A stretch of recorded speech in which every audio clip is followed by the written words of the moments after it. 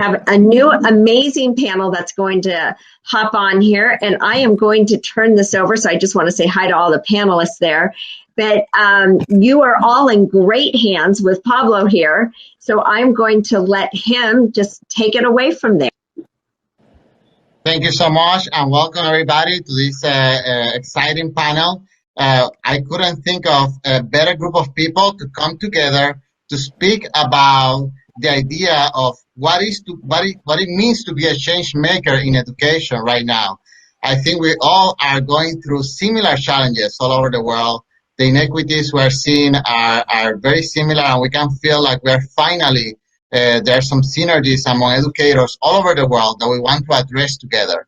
And this panel has done an amazing job, each one of them in their own country, in their own city, of really bringing ideas that really bring the equity agenda forward for the students that really deserve a chance. And the one thing I like about each one of them, and I want you to hear more from them than from me, is that they are unapologetic in the way that when they see a problem, they go after a solution. They create a solution. They don't wait for anybody to go to really go and tackle the problem.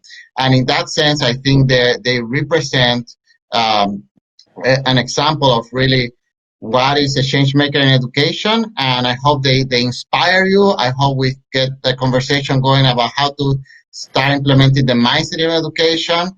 The intersection between STEM and the Changemaker programs, which some of them are going to talk about. So I want to start with Wairimu and Mwangi, who is the founder and CEO of Literature Africa Foundation. And she has done an incredible work in creating initiatives that really create opportunities for students to advance. So I'm going to start with her, and then we're going to go one by one so you can hear a little bit about their stories, and then I hope that we can start a good conversation and engagement with you. Thank you so much for joining us today. Wairimu, the floor is yours. Thank you, Paolo. Hi, everyone who is joining us today. I'm really honored to be in this panel of great change makers. And I hope we can learn from one another about the different interventions we have come up with in our different cities to improve education and also bring about equality and equity in how children all over the world or youths access education. Yeah. And Paolo, I don't know if it's okay, I could start with my presentation. Yes. I have 100%. a small presentation that, yeah. Okay. Yeah, please do. If you want to go yourself and do it from the dashboard, please do. Yeah, I have it right here. Just a second. So now my presentation is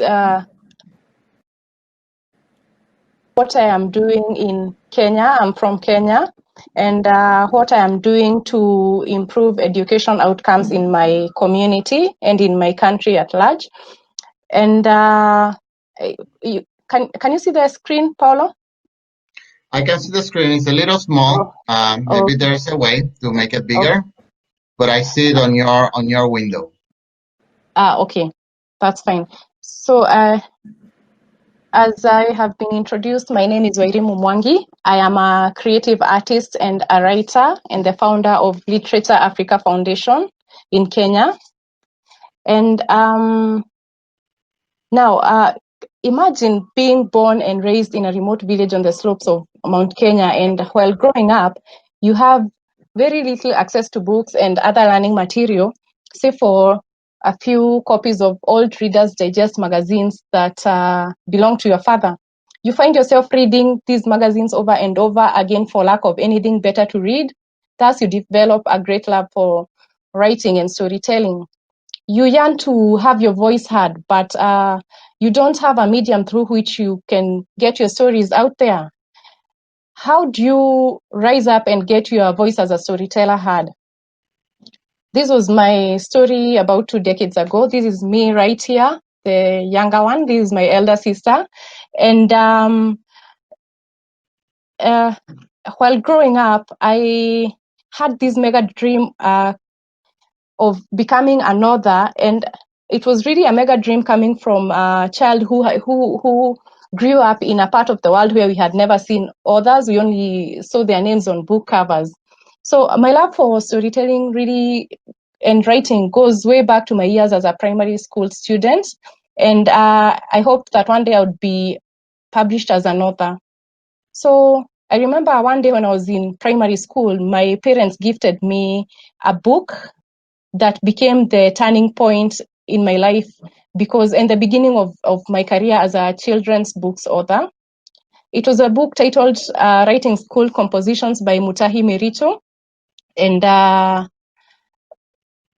book became the turning point. And because when I wrote my first short story titled Disability is Not Inability when I was in high school, that is precisely in Form 2, I didn't know how to get published or plunge into the world of being published.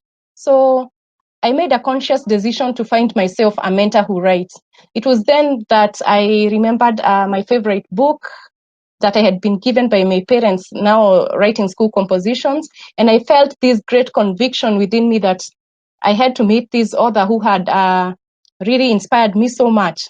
So I requested my parents to find out any information they could about the author, and it really took my dad like 2 years to get hold of Mr. Mutahi. There is Mr. Mutahi and me at some point, and through his mentorship, to date, I have authored 8 educational books, which have been approved for use in schools across Kenya, Uganda, Tanzania, Rwanda, and Ghana by the relevant curriculum development centers. Now, Disability is Not Inability was my first book, this one here at the left lower corner. And that book has been rated by World Reader as among the top 5 books being used in schools and library projects in sub-Saharan Africa. So my own story got me thinking about the millions of children across the world who lack access to education, books, and mentorship. And but they have talents, skills, strengths, and passions, but they don't know how they can use these to liberate themselves from poverty or to become self-reliant. So for this reason, I founded the organization Literature Africa Foundation in 2015. The mission of the organization is really to advance access to education and economic empowerment opportunities to vulnerable children and youths who live in rural areas and urban informal settlements of Kenya. So at Literature Africa Foundation, we are working to raise a generation of self-reliant individuals through academic and literacy support, skills training, and mentorship. To help us achieve this dream, we have come up with 3 programs, and one of the programs is called the Book a Child campaign. This is a book drive which is aimed at promoting literacy among children and youths across Kenya. And through the program, we donate textbooks and startup libraries in communities where none exist. Currently, we have 2 libraries that serve about 1,000 children in the communities we have set them up in. Additionally, for this program, the Book a Child campaign, we also carry out a timely back to school drive that ensures that we provide learners from our partner schools with exercise books, stationery, and sanitary towels for the girls in a bid to keep them in school. This brings me to our second program, which is the ILead Program, that targets children between the ages of 6 to 13 years, and they are still in primary school. The program supplements academic learning by refocusing skills education for self-reliance. We offer training on life skills, self-awareness, entrepreneurship, and education in relation to poverty alleviation. So I don't know if, Paolo, you're still there? Yes. Okay, so yeah, this brings me to our third program, which is the Somo2Kazi Program.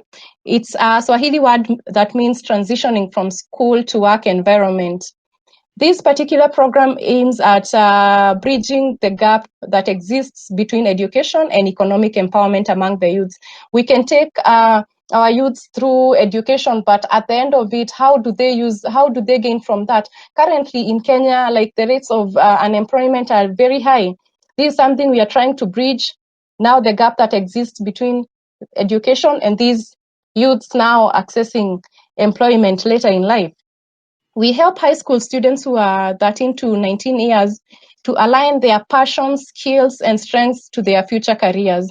We offer career training and also pair the high school students with mentors and role models in their chosen career paths. To date, our 3 programs have positively impacted the lives of about 4,000 children and youths across Kenya. Now, talking of how we are handling the situation right now, that is the COVID-19. As a key player in the education sector, COVID-19 pandemic has presented a very challenging period for us. And all through our programs, the 3 programs that I've talked about have been operating as a flexible platform to move from one school to another. But now with COVID-19 pandemic here with us, most of our activities have been cut short. This is because of the measures that have been put in place by the government of Kenya, and I believe other countries, it's almost the same thing. To curb the disease, the spread of the disease, there is social distancing, and now, for example, here in Kenya, schools have been closed until next year, January 2021. That is when the kids will go back to school. This is a very trying period because in a situation like this, children who are out of school are more vulnerable and are more likely to be exposed to risks like family violence, child labor, forced marriages, trafficking, and exploitation. I think we can all agree that for the most vulnerable children, education is something that is life-saving, and it provides safety and protection as well as instills hope for a brighter future. Thank you very much. Yeah. I'm sorry, Wairimu. I think thank you so much. I would love to come back to this. Okay. And I would love to give a chance to Nedagine to also speak a little bit about her initiative, and then hope to come back and we have we come back to the subject of COVID-19 and how we are all addressing that. Okay. So that would be great. Okay. Nedagine, I would love to give you an opportunity to speak to our audience about your project in Haiti. And I think it will be aligned with many of the things that the other panelists are doing. Great. Hello, everyone. Good morning. Thank you for the invitation to join you all. As I was already mentioned, my name is Nedagine Paul Deroly, and I am a proud daughter of Haiti. It's my homeland. It's where I was born. And one of the things that was very clear to me early on, and so I can relate to you, Wairimu, I loved education. I loved to read. I always knew pretty early on that I would become a teacher. And so one of the things that struck me while growing up, though, is that I had a chance to return home to Haiti as a teenager. And I would meet with young peers, young boys and girls my age, who also loved school. But what kind of confronted me was the really stark statistics about, even though we all love school, many of my peers in Haiti wouldn't get past 6th grade. Right? So that's the stark statistics in Haiti right now show us that about 30% of kids are finishing 6th grade or primary school. About 10% will finish secondary school, and only 1% will get to university. So those statistics on their own are troubling and unacceptable.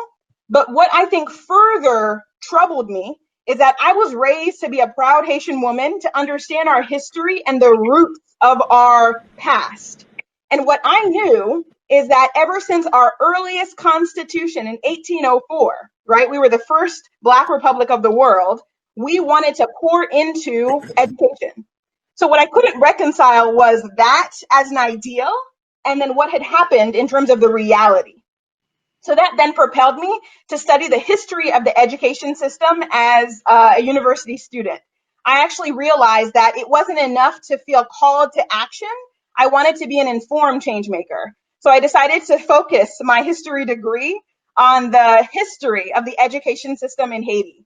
And what I uncovered is that our system isn't broken by chance or by a couple of flawed policies. Rather, our education system in Haiti was broken by design.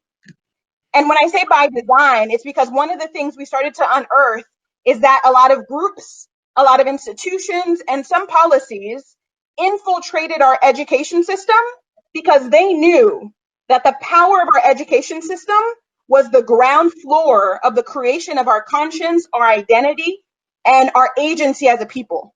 So everything we've ever done as a successful people has been because we've been interconnected and have invested in collective action.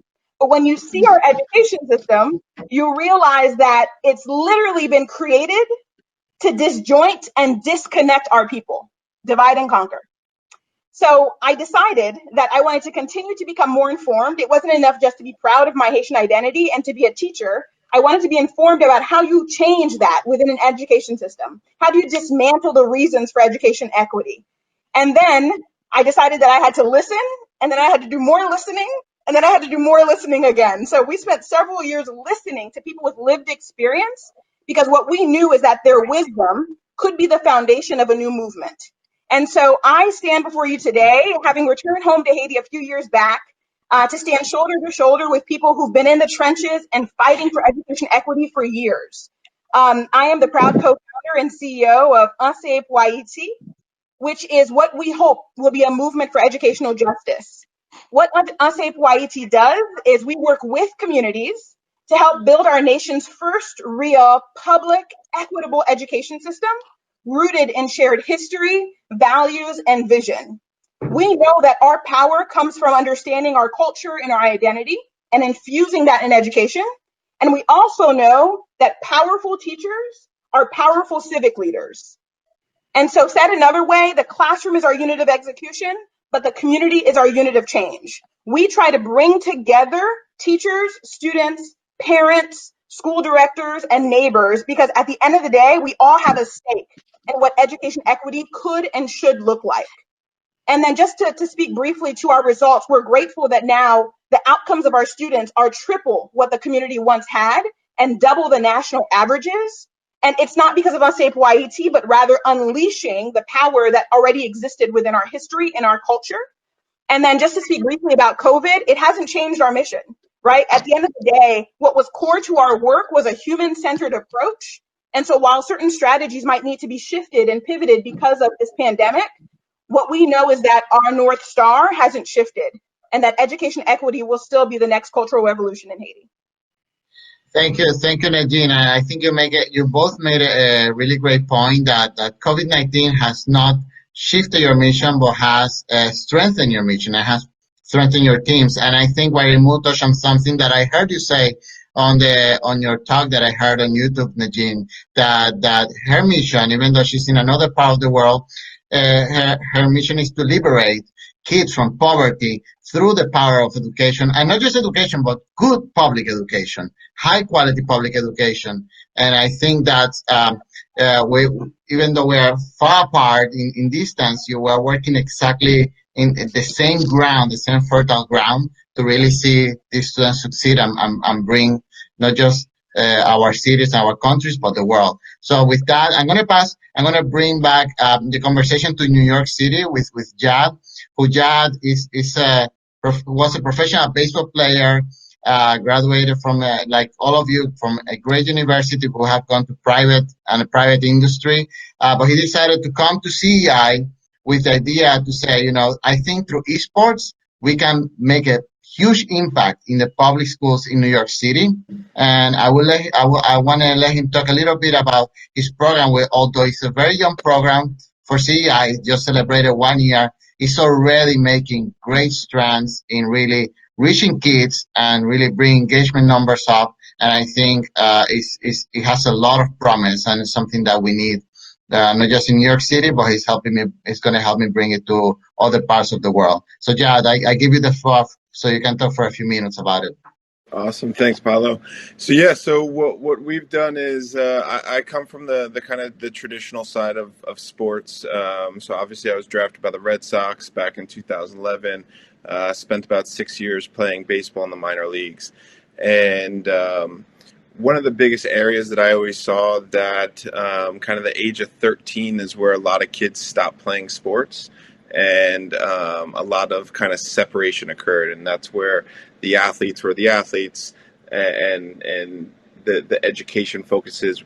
The groups are kind of separated. So, what we kind of started realizing is that this space of esports and video games is a very unique and creative space that allows us to kind of build communities on campus. So whether it's middle school students, whether it's high school students, or whether it's a combination of both, we really use this as an opportunity to bring students together from the same communities to unite by playing a similar game. And what we've found is here in New York City specifically, basketball is a huge passion. A lot of students love basketball. Not everyone can play it. So what we've done with our program here is we've kind of built it off three pillars. The first being kind of career pathways into the video game and esports industry. So we want to teach the students it's not just about playing the game. It's also about the other career opportunities that exist. And as this industry starts to become much bigger and much more pronounced, especially, as everyone has seen kind of during COVID, now there's opportunities exist that haven't existed before. So we want to show them it's not just about playing the game. It's about building a community. It's about learning. It's about getting educated in areas that you never even thought existed before, which then kind of leads to our second pillar, which is about kind of character development and social emotional learning. So we've noticed that video gaming has a very negative connotation across the board, just because it's what has kind of been ingrained in us. But there's a lot of benefits that we see, the collaboration component of it. Kids want to teach other kids how to get better. Kids like playing with other kids.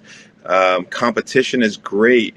Learning is great. There's certain levels of pressure that the students can put on themselves, whether they really want to be competitive or whether they just want to be the support cast. So that's really how our program kind of works and operates. And as you can see, the last component is gaming, and it's something that we do focus on. But our main focus is really on the career pathways and the social emotional piece. So we just want to provide these experiences. And what we've really noticed is, as we've gone through 1 year of our program, and the experiential opportunities that exist for these kids and for these students, it's really groundbreaking. There's not many sports you can say that will have the professional athletes come into the schools and come into the classrooms to actually talk to the kids. And when they actually talk to the kids, they're not that much older than some of the kids that they're seeing. So as far as we see it from a relationship standpoint, kids actually, once they believe in this, and once they see what the possibilities are, that's where we get the highest level of commitment. And that's where we get kids wanting to show up every day and wanting to participate and wanting to do well in school and get involved, because now they're part of a community that didn't exist before. And potentially, before that, the school didn't have anything to offer for these groups of kids. So that's what we're really doing here in New York. And it's really exciting to see the progress that we've made in this year, and it's exciting to see what's going to happen with COVID moving forward as everyone is in this kind of digital realm. Yeah, thank you so much, Jadd. And I believe in your program. I believe in the leadership development and the opportunity to show kids as there's an industry here that has that they can build a lot of skills that they can use for the esports industry or for any other industry they want to go in, or career, or college and career. And I think it has the potential to also create a global community, because like we were talking yesterday, kids in Puerto Rico, kids in Chile, kids in Africa, they can build a community through esports that then can lead to collaborations in other areas, including STEM. And that's what I want to take the conversation to, and I want like Kristina, Mr. Patterson, and Christian to talk to us a little bit about their experience bringing social innovation to the school building here in the United States. From Kristina's point of view, she's a STEM coordinator for Arundel School District. I think she's a native New Yorker, actually. So I'm very happy to have her here. And Arundel is a very special school district. And maybe we start with you. What do you see is the intersection between STEM education and Changemaker, which you've been working through collaborations with Ashoka? Principal Patterson have created an amazing social innovation program in his school, which actually delivers some incredible results. And he can talk to us about how he implemented that. And I hope that Christian tell us a little bit about the student perspective. He's an intern with Ashoka Foundation. And then we want to take some questions. So, Kristina, I would love to start with you. Thank you so much. I'm so honored to be on this panel, and I have loved listening to the stories of my fellow panelists. They are very inspiring. It's amazing. So I have the fortunate position to be the STEM coordinator for Anne Arundel County. If you don't know Anne Arundel County, it's positioned between Washington, D.C. and Baltimore. We have about 85,000 students. It's a very diverse county. We have rural areas, urban areas, suburban areas.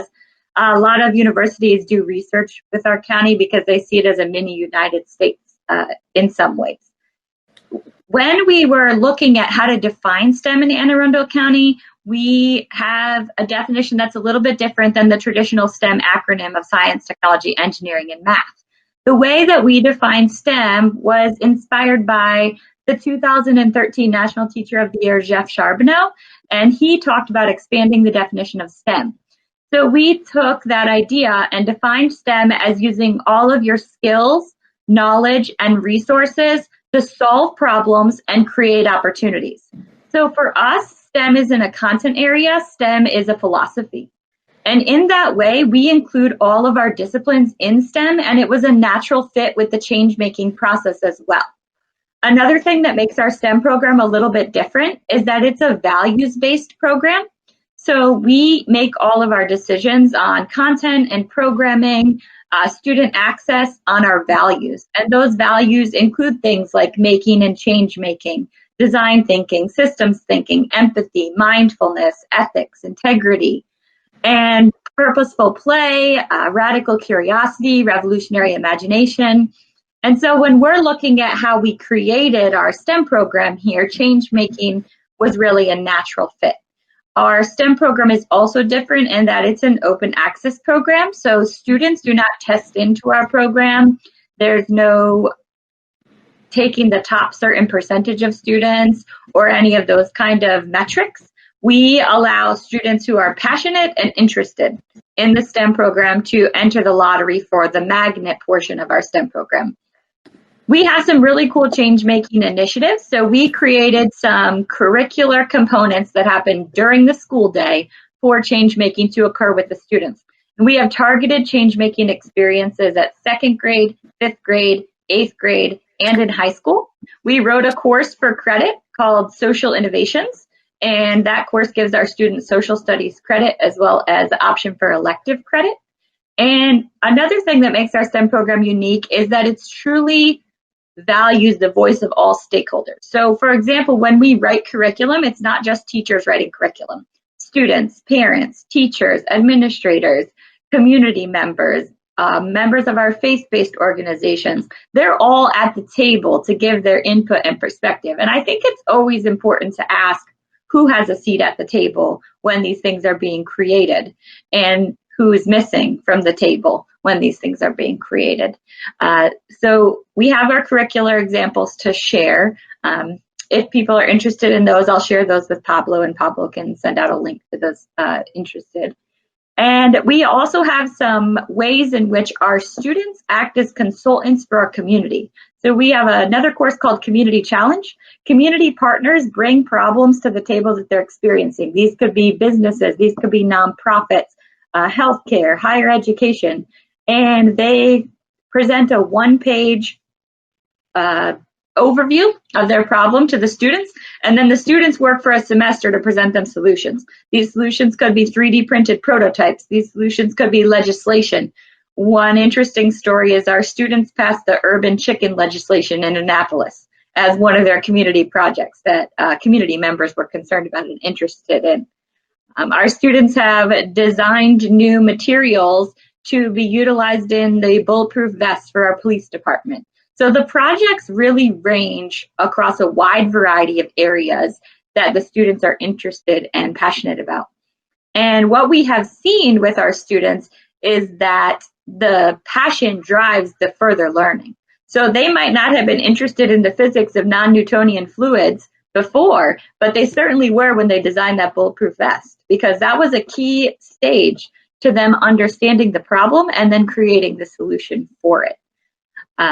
I'm going to give the floor back to Pablo because that's just a brief overview, and I want to make sure we get to hear everyone's really interesting. Thank you so much. Thank you so much, Kristina. And I think it's inspiring that you are actually being very inclusive in your approach and really taking every kid that is passionate and giving them an opportunity to really learn and shine, in its own way and develop their talent at its own pace and its own rhythm. So, Mr. Principal Patterson, I would love to hear from you about your project, but I also would love to, it's interesting to me that you are just named the Senior Director of My Brother's Keeper for New York City Department of Education. And I think your experience, which I think embraces a lot of the principles that Nedagine, Wairimu, Jadd, and Kristina are speaking about, and your experience working with kids and giving them an opportunity when no one else, is there to really create them. I think it brings a lot of value. So I would love to speak to you and your vision as to how we empower this and eventually how we create a global community with the other changemakers. Well, this is what it's all about. It's about what you're doing, Pablo, what CEI is doing, bringing everyone around the table and forming these networks. This is so valuable and so important. And I thank you and the organization. And it's just an esteemed panel here. I'm blown away by what you guys are saying. I'm actually like, oh, my goodness, I have to follow these people, So really appreciate everything. So you're right. I did take over My Brother's Keeper, as we all know, our Black and brown young men. They're facing some serious challenges and some serious issues in terms of their success in schooling. And I think that's part of the problem. Our kids are being schooled and not being educated. So they look at school as a place to survive and not a place to thrive, I would say. And that's for many factors. But I just started the My Brother's Keeper's job a week ago. So I'm going to fall back on my principal experience, where I've spent 16 years as an administrator, the last 8 as a principal. Before that, I was an assistant principal for 8 years. But I led 2 schools in Brooklyn, New York. The first school I went into was within a section of called Bedford-Stuyvesant, Brooklyn. When I got to this school, it was a D-rated school, almost an F. Year and a half later, we moved it to an A school. Went to the school that I just left, Meyer Levin. This is where we put in some tremendous work, almost a similar circumstance. So many people ask, how is this done? They have me as like a mentor to new principals. How is your school always ending up a level 4? You're based on a lot of the STEM aspects. We don't really do the IEPs. We're not a screen school, but we always have high enrollment. And I think first and foremost, we have to understand that school is a home place. It's where souls are nourished, souls are fed, and they're comforted. The data shows that 62% of our students who attend public school come experiencing trauma, right? This is from that epigenetics, right? Our kids are born into trauma. So we don't address this early on and understand this conceptually, then we'll continue to let the whole structural and institutional racism play out. And we see it with poverty, unemployment, healthcare, things of that nature. But on the school level, it's almost like we see white oppression or white rage at times play out through curriculum, teacher evaluations, funding, zero tolerance, and see culturally responded teaching. responsive teaching, but it's hard to teach culturally responsively if you don't know the culture, right? So we have some system issues that really need to be addressed. So just coming to the intersect of STEM and how that works, how that's been the backbone pretty much at my schools, almost to what Kristina's point was saying, is creating a curriculum, right, that is not top down brought into the school, but is bottom up, allowing the entire community to play a role in the curriculum. So we've always done this Juneteenth curriculum where we do a deep analysis, a deep dive, a deep study into Black scientists, Black mathematicians, Black artists, Black literature folk. So it's very important that our kids see people that look like them in the curriculum, people that have been through the challenges that they've been through. We came out with something interesting a couple of years ago called a sneaker curriculum. Our kids love sneakers. And all kids love sneakers. Problem is, we're always on the consumer side. But why don't we start learning, how do you manufacture these sneakers? How do you design these sneakers? And we ended up teaming up with one of the NBA players from the Detroit Pistons, who's into designing his own sneakers also. Where I think we took it a step further was, based on books that students were reading, they would design their sneakers based on these books. So if the kids read the autobiography of Malcolm X, they would come out with the Malcolm X sneaker. They read a book about Katrina, they would come out with the Katrina sneaker. And they were so excited because normally you do reading, you take an assessment. The kids were just so excited to get to the art component, that design component. They were flying through the books, flying through the assessments.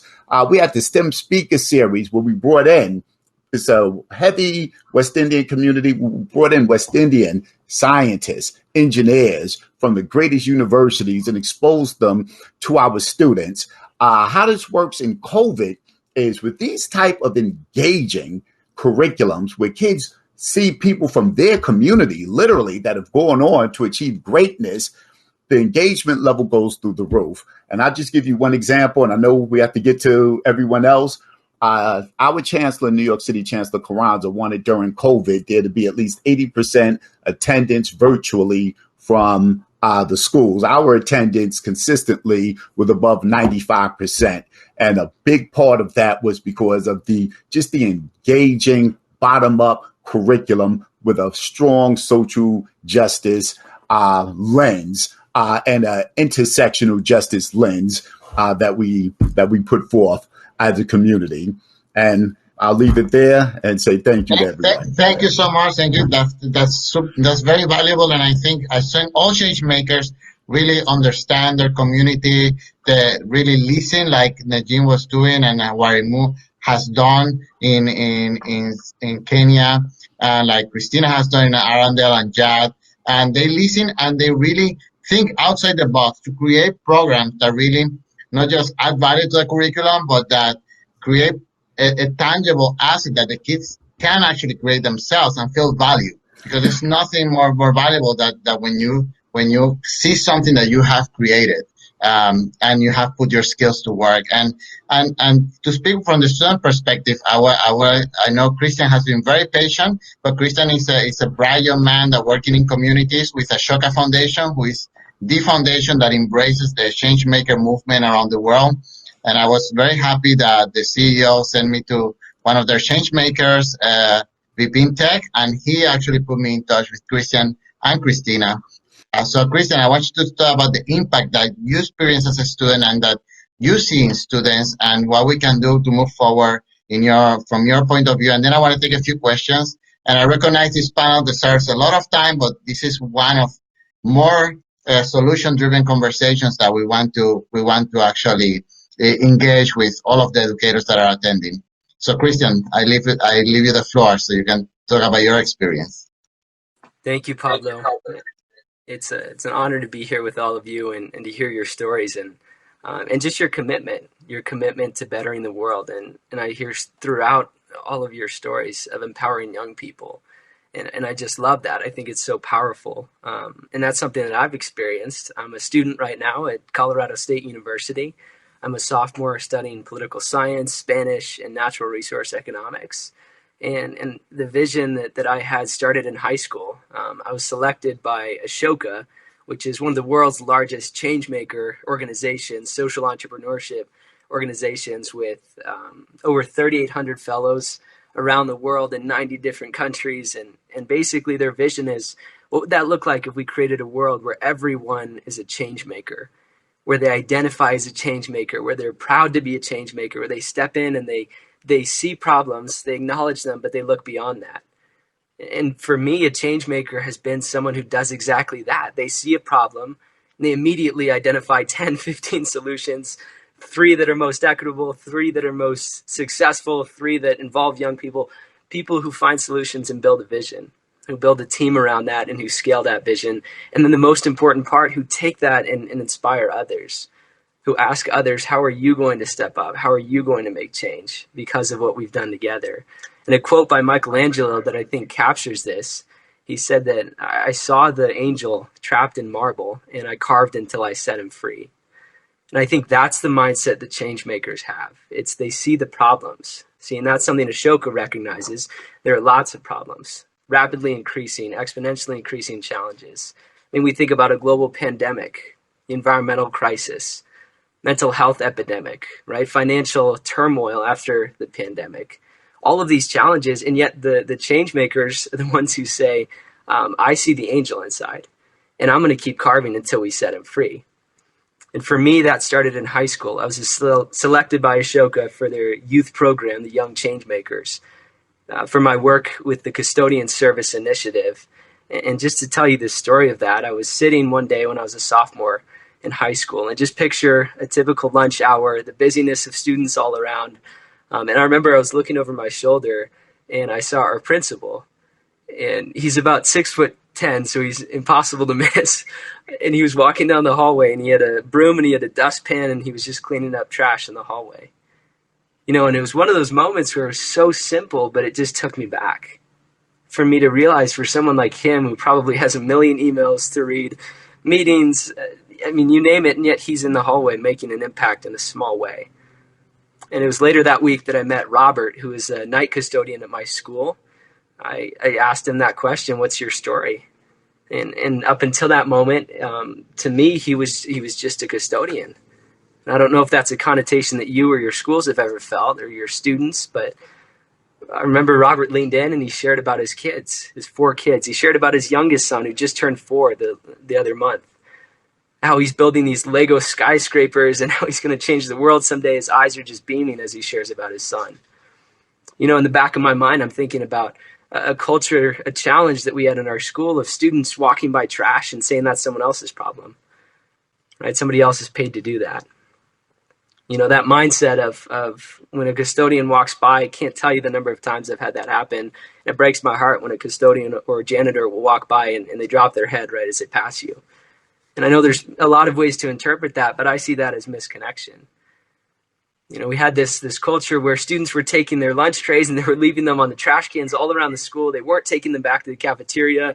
There was a cold war going on between the cafeteria workers and the custodians, and there was a general disconnect between our custodial workers and the rest of our school.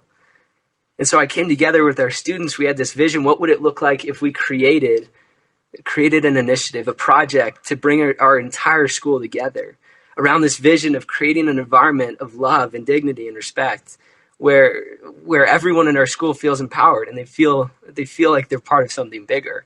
You know, the kind of school where when you walk in, the first thing you'll see at my high school is a board with a picture of all of the custodians, their names and their stories on it. Can we create that culture? And so we got together 200 students. We marched down the main hallway in our school. We had matching t-shirts, a banner, and we just said thank you. And picture a long hallway. They were sitting there when we surprised them and kicked off our initiative. Just imagine 200 students coming around the corner, singing the alma mater with a giant banner that says, "We appreciate you." And it was one of those where they like almost looked over their shoulder. They're like, is that for us? That you're creating this for us? And as we all signed it, hundreds of students signed this banner saying, "We support you, we stand with you." And we just thank you for the contribution you're bringing to our school. And I remember that moment, Donna Kramer, who's the regional director for all of the custodial teams in our area, said that she's never seen anything like it. Students often don't even thank the custodians, let alone have a project or an initiative that is designed to celebrate and recognize them. And I remember the incoming principal came in and he told me about his experience talking to students around the school. And he said that 3 students out of a group of 6 that he was talking about all said that they thank the custodians. They appreciate the custodians for the work that they do. That when they get there at 7 a.m. in the morning or 8 a.m., the schools are ready to go. The labs are clean and organized. The learning can take place. The dreams of administrators become possible because of the work that custodians do. And I've got a pen here. I just want to quickly share my graduation party. I invited Robert to come to my graduation party, and I just remember his son tapped me on the leg, and he handed me this present, and it's a fountain pen. And I remember Robert just looked in my eyes, and he just said, "Christian, I don't know where to start. Thank you. Thank you for bringing your students together and saying thank you." He asked me not to forget him. And in the back of my mind, I'm thinking, how could I possibly forget you, Robert? You see, and that's the idea. That's the vision that Ashoka has. Being a change maker for me is this idea of there's a solution. There's always an angel inside of the marble. There's a way that we can chip away until it's set free. And that's my commitment. I have this hope and optimism in humanity, that there are a lot of challenges. There are problems that seem unapproachable, but maybe they're not. Maybe if we can bring together young people, if we can bring together, like Kristina said, every person has a seat at that table, maybe we can create a solution that's going to be long lasting and that will truly address the problem. And so that's my commitment. And I invite you, the teachers, the administrators, the parents, small business owners, how can you bring about change making for young people? How can you ask them that question? Is there more than just the challenge? So I'll pass it back to you, Pablo. Thank you so much for letting me share. Thank you, Christian. Thank you. And we're so proud of what you're doing. But I think the most important thing is that you took the time to ask the question, what's your story? And I think that's where really the dialogue begins. And that's where really solutions and creativity and design thinking and the connection with the curriculum, with the students' life, with the community, with what we are teaching becomes relevant. We have to really know what is the story of the people around us. And I've heard the stories of you guys, and I would love to hear from the conference. If there's any questions or comments from the conference, we have the last 10 minutes. So I would love to be able to hear if we have any questions. I know Kelly or Sal Fernandez must be on somewhere close by to monitor which questions we're going to answer or comments. I did just see a comment in the discussion about how much custodial staff, office staff, and cafeteria workers can contribute to STEM. And I think that that's very valuable. Something that we did is our students don't even know how the school works, how the HVAC systems work, how the electrical systems work. And so we invited some of those different people to the table in our elementary school to just talk about how does the school plant operate? How does the school building work? And that was a really awesome unit for them and a way to bring in those people that were mentioned in the discussion right to the table to interact with the kids. Yeah, thank you so much. And because I don't see Kelly, then I would love to be able to speak about and transition in the Wairimu. When we left off, you were, and I would love to hear from Nedagine as well, from Mr. Patterson and Kristina. What are your approaches? Oh, I see Sal is coming up. So we'll give him a few seconds.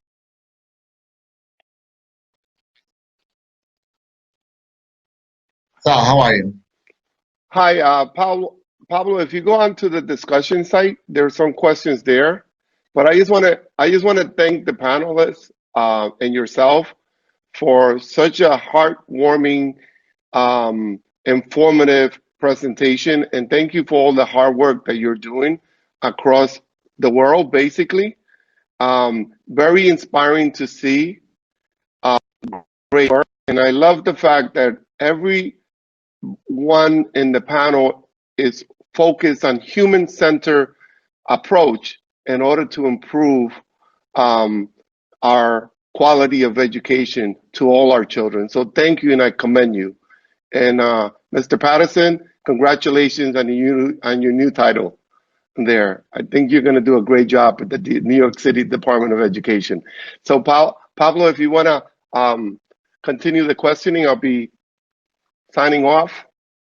Yeah, I mean, we have a few more minutes, so I just first of all want to ask the panel if there's anything else they would like to add. From myself, I think you all know that, and I mentioned this at the beginning. I'm a deep believer in this, in the global citizenship and global community, theory. And I think that this is a start for all of us here in this panel, from the educators that are listening to us. If you want to connect, if you have ideas that you're thinking that could really have an impact, I think everybody on this panel didn't really, like Christian said, they saw a problem and they really asked the right questions and they went after that problem. And if you want to connect with anybody here, if you have a problem in your community, in a school, or a challenge, or something you would like to do that really advances, and you want to connect with this panel, with us at CEI, I mean, this is what we're all about. We're about to, all of us, about making a difference. So I would love something good to come out of it. I would love new connections, new friendships, new alliance, new partnerships to come out of this panel between the people here and the people on the audience.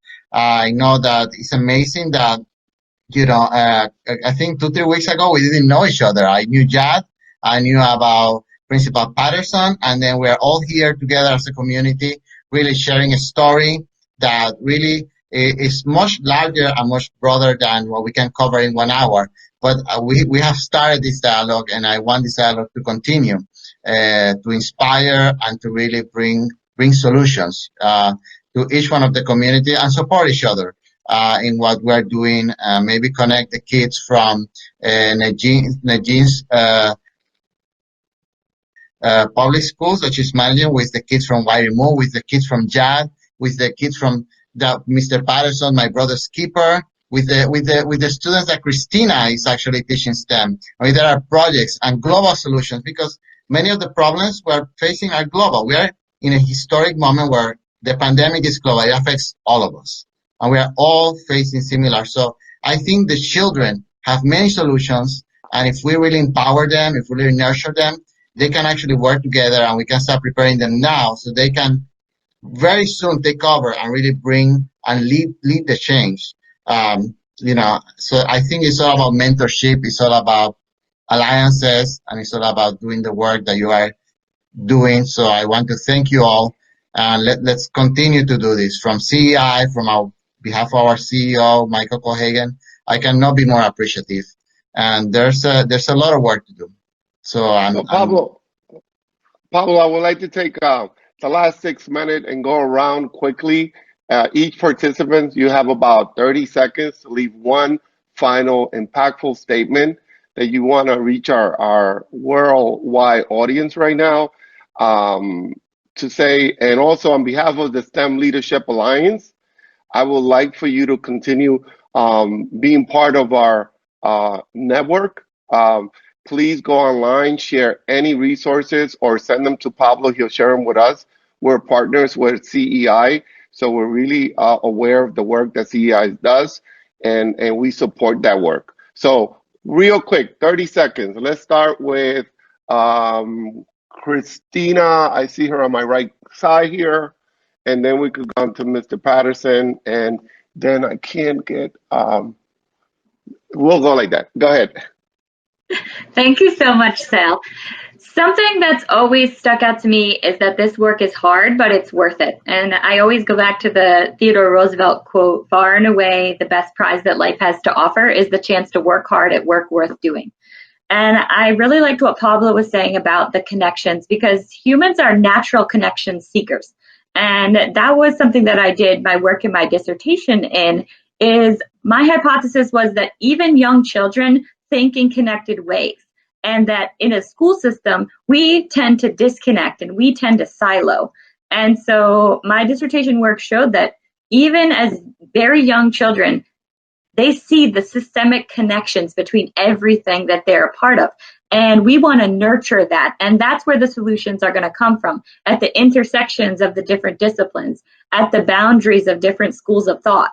And we need to create space and to create time and to create opportunity for our children to be able to nurture those connections and create those solutions. Thank you, Kristina. Okay, I think I believe I was up next. I'm gonna quote Dr. Martin Luther King, who once said that a riot is the language of the unheard. Okay, so we have to start giving a voice to those who feel voiceless, or else, you know, we saw during the pandemic that things can change and things can change very quickly. There's the term we use in my school called Black Joy. I think it's so important that we start bringing joy to the lives of those who may not have as much joy as they would like. I think bringing joy increases self-esteem, confidence, self-value. It shows that they matter, that their lives matter. And I'll end there. Thank you. That's very inspiring, very important. I'm next. Yep. So Jump in. Mm-hmm. I dream of an African education sector and even a global education sector that provides a situation where every child has access to quality education and can use that gift of education to challenge inequalities. I would like to make a call to all stakeholders in the education sector globally to leverage on the power of collaborations and partnerships to foster learning and find ways of making education more accessible and more inclusive. This way, I believe we shall be able to learn from one another the best practices we are doing in our own countries and in our own situations, and see how we can replicate that in our individual communities and countries. Thank you. Nedagine, I think you're next. Sure. Thank you all so much. Yes. So what I wanted to share is, I think if we really want to bring equity to life, and that can only be the step stool towards justice and liberation, I think we have to figure out how we have to dismantle the systems that are perpetuating these really, really harmful effects by understanding the history of how they came to be in the first place, and by not just listening to those with lived experience, but following their lead. Thank you. Yeah, do you want to go next? Yeah, sure. What I would kind of leave off with is, you know, the biggest thing that we've seen, especially with our program, is to listen. At the end of the day, listening, we sometimes forget and move forward with what we think and what we feel. But at the end of the day, we have to hear what the students want. And the only way to really make a change and make a difference is by hearing what they're saying and hearing what they want and what they need, and then assisting. So yeah, I think that's my kind of just final statement is just listen and hear and try and do the best that you possibly can for them in that moment, and hopefully from there that will inspire and impact many more students moving forward from there. Thank you, Jadd. Christian, final words. Yeah, Pablo, just ask a question of how well do you know your custodians or your cafeteria workers or your librarians or your teachers, the people who often aren't recognized. And can you ask them that question of what's your story? Because one of the best friendships I have is because of that. So are there stories around you, and how can you unveil them with your questions and your intentional presence? I'll pass it back to you, Pablo. Thank you again. Thank you to the panel. I think something bigger things are going to come out of this conversation. And to the audience, thank you for sticking with us for the full hour. Thank you for engaging. I'm sorry if we didn't answer any question, but this is just a start of I think an alliance that is going to grow from here. And I think more than anything else, we're going to connect our students and our kids to get to work together. So thank you, all of you. I wish you a good rest of your day. If you can go and visit the rest of the panels, there's some amazing things going on with the STEM Leadership Alliance. Know that all the resources of the STEM Leadership Alliance and CEI are at your disposal for anything and everything that you need to make an impact on your students and on your community. So I leave it with that. Thank you so much. Thank you. Thank you so much. Thank you. And